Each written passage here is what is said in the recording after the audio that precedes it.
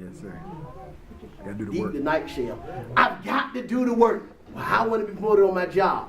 Where have you built your portfolio to make you promotion worthy? What have you done outside of coming to work late all the time? What have you done? Did you bother to go to the company picnic? Do people know you outside of your cubicle? But you want to be promoted. What work have you done? I went to my daughter's job a couple of weeks ago.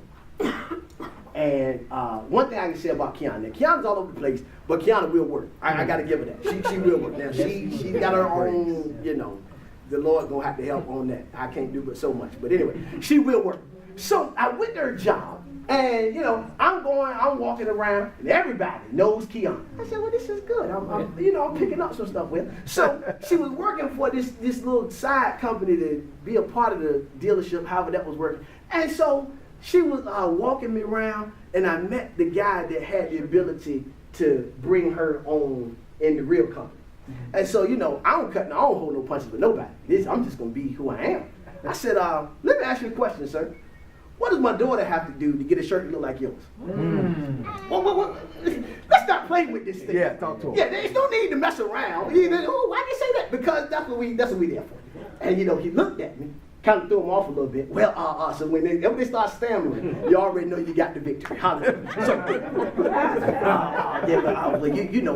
Then he wants to try to shift the conversation to Kiana because he knows he ain't gonna be able to win with me. So he said, well, I've been talking to all these people, whatever, and you know, we gonna get somebody to call you. 2 days later, she comes. She said, I got the job.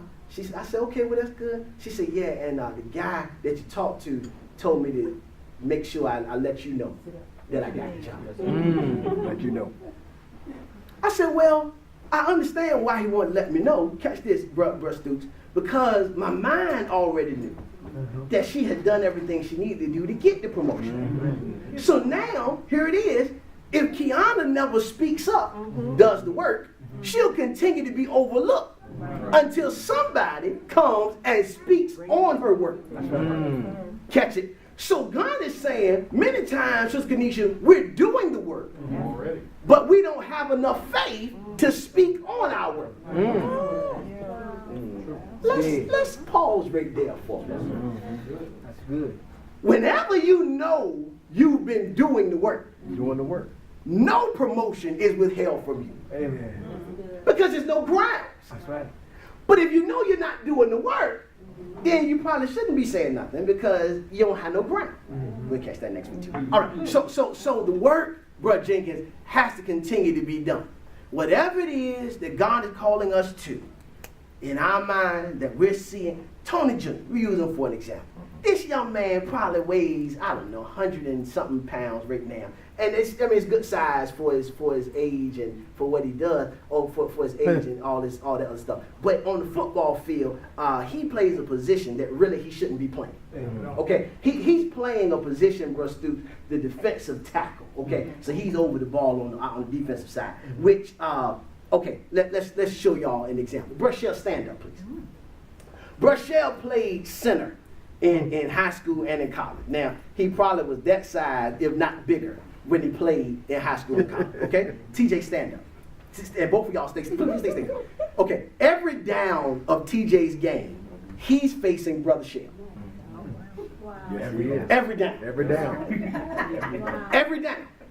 Catch this. Okay, y'all can see. Now, this man, every down, is going against guys that are at least 100 pounds heavier than him every time.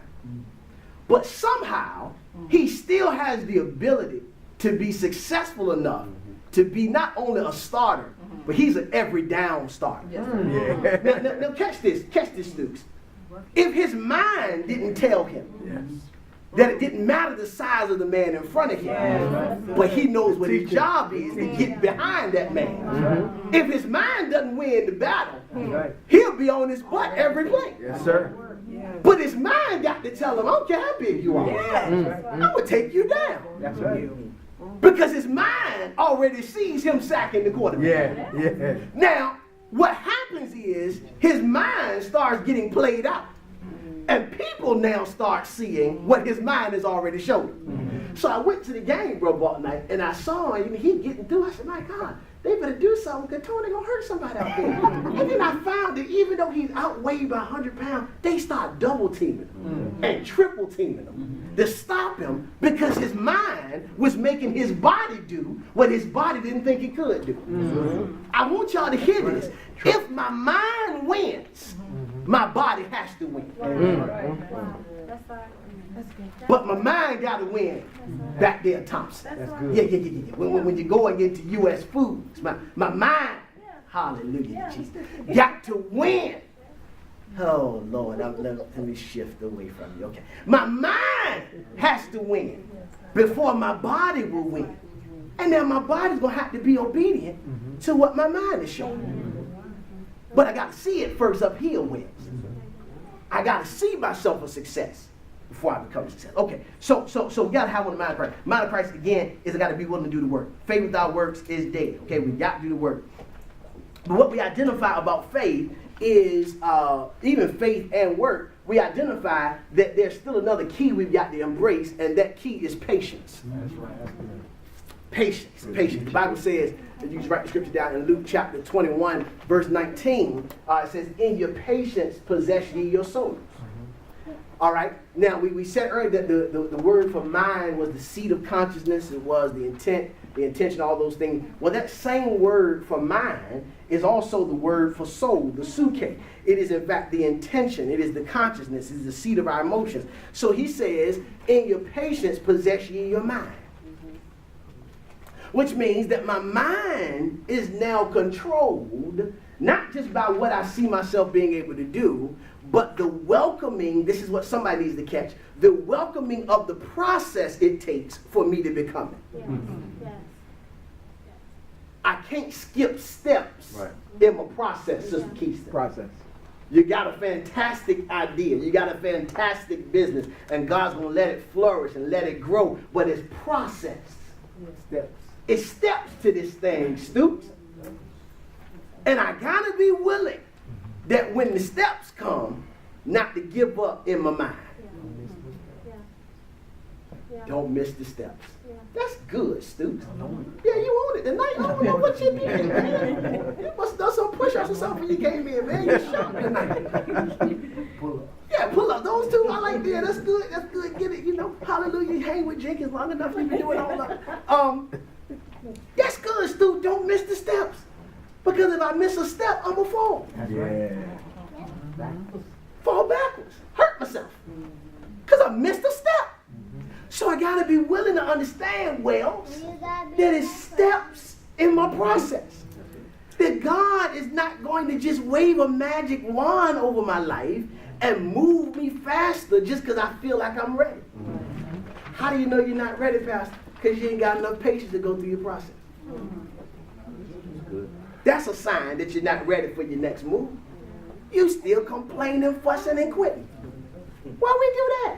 When we do those three things, complain, fuss, and quit, only thing we telling God is, keep me here a little longer, God, because I ain't got enough patience for this next step. Send a little more trial my way, Lord. I ain't had enough opposition yet to let me know you're real.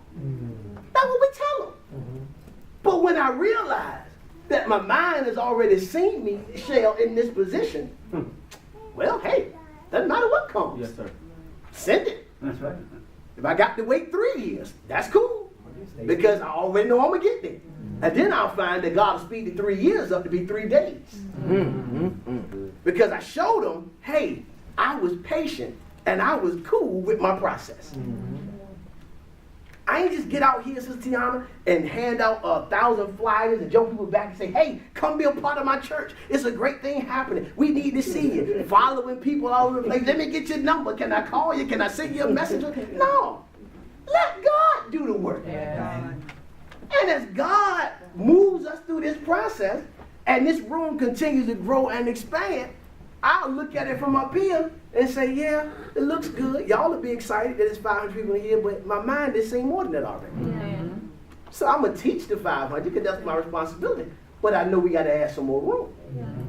Well, you let God do the work while you were working. Yes. That's the key. Working though, Black. You're working. We still got to do the work. There is no shortcut. For every preacher out here, the preachers that's sitting in the chair, the preachers that's looking on Facebook Live, the preachers that might look at it on YouTube, understand clearly, you must do the work. No time off. No time off. And you got the kind of pastor, I'm letting you know in advance, that will sit you down in the middle of your presentation because I know you didn't do the work. I'll say, God bless you. I'll use Baltimore for example, because this will never happen to him. Bless you, deacon. Thank you for those 5 minutes. You can sit down. I'll take it the next hour and a half. Because I know you're not prepared. Well, Pastor, you ain't give him 5 minutes. How you know you're not prepared? Because when he came up, I saw in his spirit, he won't prepare. So ain't no shortcuts here. This ain't going to be one of them kind of churches. Hey, yeah, I get up, say anything. I hoop and holler for a little bit. They're going to go crazy. No, sit down. You're doing your Sunday presentation. God bless you. Yeah, thank you. I'll take it from here. Throw the mic. God bless you. Just toss it to me, because I got it. You ain't done no study. You ain't been with Jesus ever, and you're trying to preach this gospel. So there's no shortcut. Okay, I got to keep on. Here we go. Okay, so my mind, I gotta do the work, but then I gotta realize again that I must be obedient. I gotta be obedient.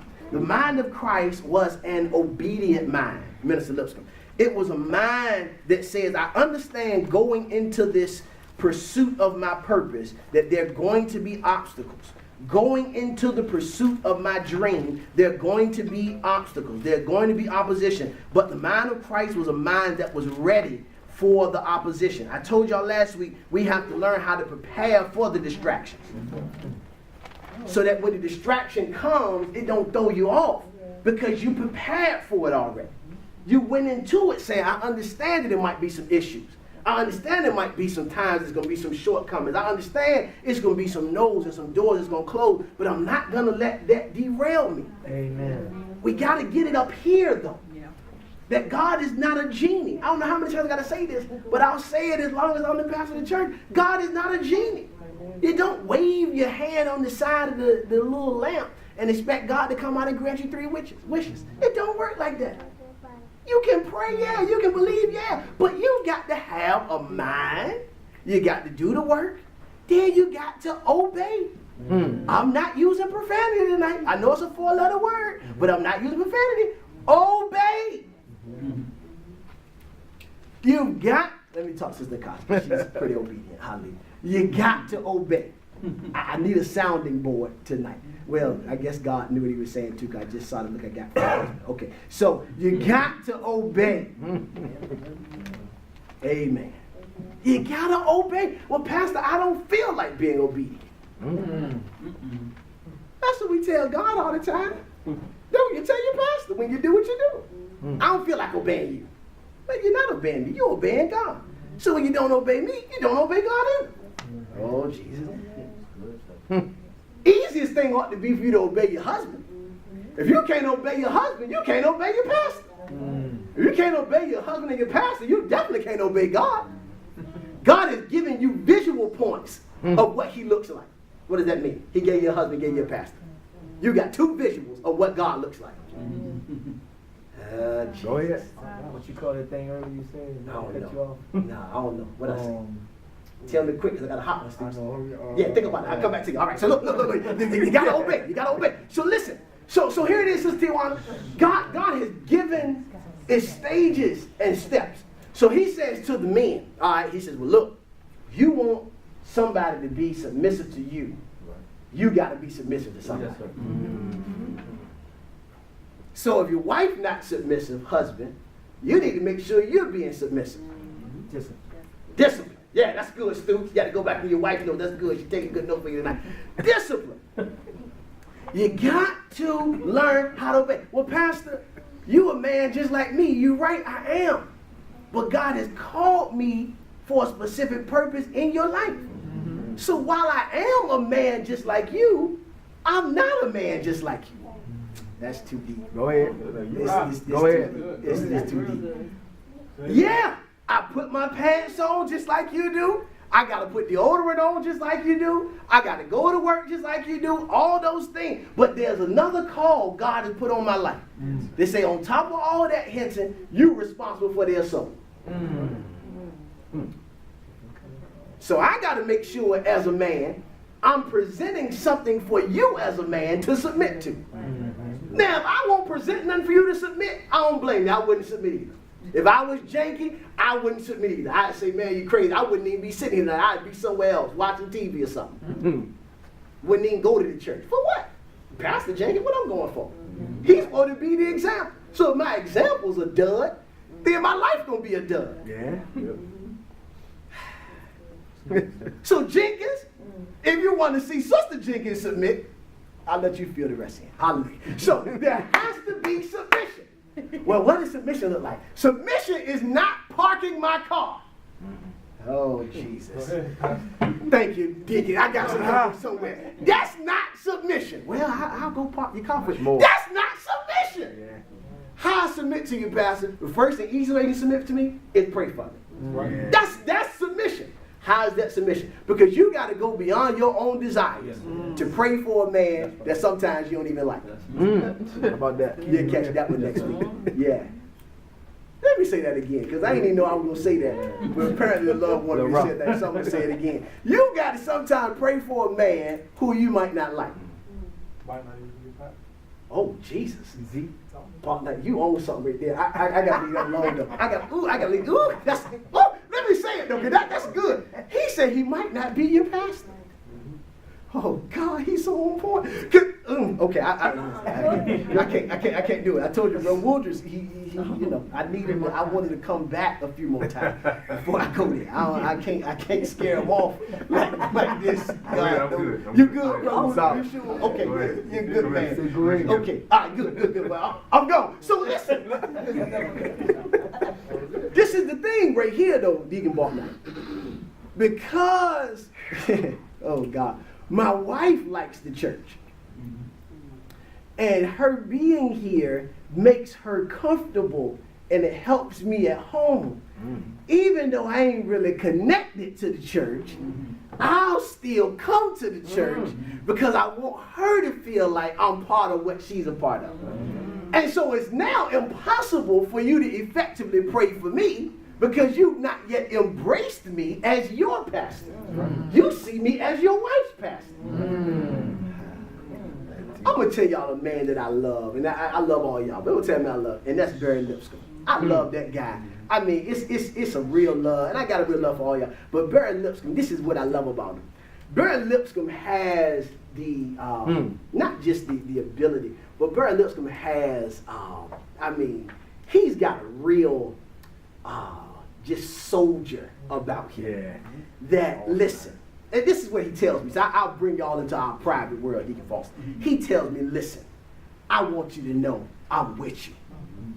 Now, when I hear the soldier say that, I don't care if he go 4 months and I don't see him. I know he's still connected. Let me go a step further. I'm going to let y'all in real deep. This might mess some of y'all consistent members up too. He probably tithes better than half of y'all. But you never know it. Because I don't see him in here. But the man that came to the head and said, I want you to know I'm with you. The soldier say he with me. Yes. I can put my life on the line. He got me. He got you. He ready right now. I feel like he'll take a bullet, but I don't want to have to go that far. But the point I'm making is, Russ Stoops, it's the commitment, catch this, of the head that will allow the house to be in order. That's right. That's right. That's right. But head got to be committed. That's right. The thinking, oh God, I said I won't go here tonight, but I'm out here, so I may just be out here for the next few minutes. Even if God sends some ladies here that's married, okay, and right now we don't have none that's married and their husband not connected to the church. So I don't have that issue yet, unless some of y'all married and y'all ain't told me. But as God sends those type of ladies in that's married, before I'll ever accept them as a member, I got to talk to their husband. Yes, sir. I love it. I won't accept them. I love it. Minister Lip's going to tell you. Before she was accepted as a member, now she already had order in life because she said, well, Pastor, I want you and my husband to sit down and talk. And I said, well, that's great because I'm going to do that anyway. Before I say you're part of this church, I got to make sure the man is cool with what's going on. Yes. Because what I understand is if the head signs off, the house got to flow.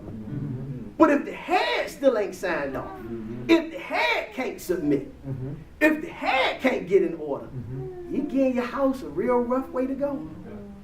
Lord, I suppose we're talking about Jesus. Okay, let this mind, Philippians 2 and 5. Thank you, Jesus. I'm good. Let this mind be in you, which was also in Christ Jesus, who being in the form of God, thought it not robbery to be equal with God, but made himself of no reputation, and took upon him the form of a servant, and was made in the likeness of men. 8 is where I stop. Philippians chapter 2, this is verse 8. And being found in fashion as a man, he humbled himself and became obedient unto death, even the death of the cross. Obedience, or the word obey, simply means to be guided by. Obey means to be guided by. To be guided by. The weight of our suffering is designed to be a guide to him for me. I'll say that again.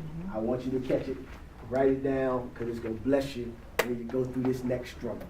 The weight of my suffering is designed to guide me to him. God sends suffering into my life for me to be guided to his path for me. This is why a lot of times people don't even start coming to church until they find themselves in trouble. Amen. After they do a little bid, or they scared of a bid that they got to get ready to do. Amen. They say, yeah, let me go ahead and get in church because, Amen. I need God to be with me. Why they doing the bid? Yeah, why they doing the bid? Oh, they coming about, man, I did prison, they came to Bible study in the droves. I said, well, can I see you when you get out of here? Because there should be purpose behind what you're suffering. That's right. One last scripture I'm going to give you, then I'm going to shut down. Psalm 119, I'm going to give you all this, a couple scriptures, Psalm 119. Psalm 119, and I'm going to give you verses 67 through 71. Shane, I want you to make sure you catch this tonight. This is going to be good for you right here. This is going to minister to you tonight. Psalm 119, verses 67 through 71. Scripture says this: before I was afflicted, or before I suffered, I went astray. But now have I kept thy word. Thou art good and doest good. Teach me thy statutes. The proud have forged a lie against me, but I will keep thy precepts with my whole heart. Their heart is as fat as grease, but I delight in thy law. 71 is what I need you to hear, Shell. It is good for me that I've been afflicted, that I might learn thy statutes. God is telling us tonight that the suffering, the afflictions that we're encountering, whether they be physical, whether they be mental, whether they be spiritual or otherwise, are good for us. The sufferings that we go through are intended to teach us his way. So this is what it is. When I'm going through what I'm going through, whether that's rejection, whether that's loneliness, whether that's frustration, whether that's sadness, whether that's grief, he says the only reason you're encountering it is to bring you closer to him. He says because had it not been for what you're going through, you wouldn't even be in church. Had it not been that you suffered loss, you would have never got connected. So God says, I need you to realize that there's a plan and a purpose behind what you're encountering. So you can stop praying about getting out of it. I hope somebody's hearing me tonight. You can stop praying about God lifting it. Because he says until it completes the process of connecting you, I hear God right there. Until it completes the process of connecting you the way he desires for you to be connected, he can't lift the burden. Wow. Because then you would have gone through it for nothing and would have to go through it again. Deacon. One of the things that we always have to remember is God is the Father, but he's also the teacher. Yes. But you can't teach everyone the same way. So everyone must learn their lessons the way that they need to learn them in order for them to get to the point of what needs to be taught. We oftentimes forget that, this person is me and I'm not them. So, I'm not going to get it the way that they get it, and God knows that.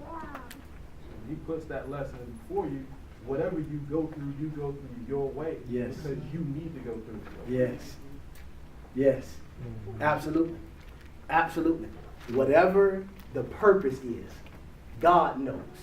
That's why he tells us not to judge. Because when my judgment will be off. Because the only reason I'm judging is based on what I think and my experience. I heard a preacher, and he's a preacher. I don't know a whole lot about him because he's one of these national guys. So I just leave his name out. So if you saw it and you know who it is, just keep it to yourself. But I heard a preacher say, and this was a powerful point, Minister Black. He says that we are great judges of others and great lawyers for ourselves. Yes. We're like great judges. We can judge anybody, but we'll always advocate our issue. Yeah, we'll defend our wrong to the grave. And we'll always end up with it, but it's not that bad. Yeah, that's how we look at our. We are fantastic lawyers for us, but great judges of everybody else. We'll judge anybody. Y'all will judge a baby. What that baby crying for? Lord, it's a baby. That's what they do. They can't talk. What are they supposed to do? They gotta cry. That's just stop crying so much. Stop crying. Right. Even Scott know how to be a judge. That's just for. We judge everybody. I'm here for. Exactly. She's still defending. Now she's a lawyer. She's defending herself. This is a prime example. That's powerful. It is powerful. You're right on point. That's what I'm saying. You got a flow. I like that. We can be fantastic judges. Yeah, fantastic judges of the world. But even better lawyers for us. We can defend everything about it. Hallelujah to Jesus. I'm ready to get out of here. Last thing I'm going to say, and I'm going for real. Understanding that the process we go through is designed to take us from birth or beginning to victory. The process is designed to take us from birth or beginning to victory. So if you've not yet seen victory in what you're going through, that means your process is not yet complete.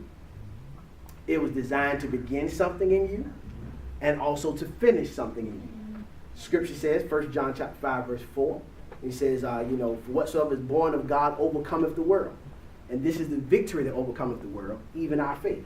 So the reality is that God allows us to go, Deacon Wells, from faith to faith, which means that even in the midst of my process, there will be small victories I will experience, but not until the ultimate victory has come that I know my process is complete. He'll give me the grace to get small victories. I'll overcome every now and then. But until the finality of it hits, know you're still in your process. But the process